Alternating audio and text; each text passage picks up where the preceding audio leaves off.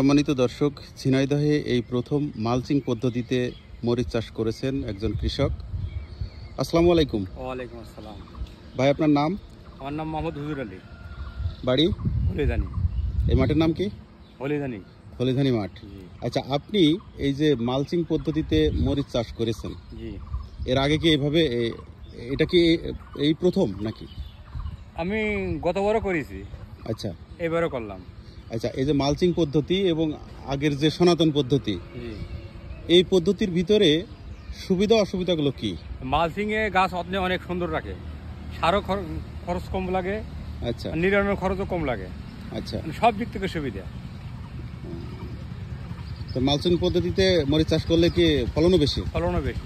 এই যে ঝড় বৃষ্টির সময় যে গাছে খোপা করা হয়েছে, বেঁধে দেওয়া হয়। আগে গিয়ে পলিথিন পেড়ে নিতে হয়? আগে পলিথিন করে নিতে হয়।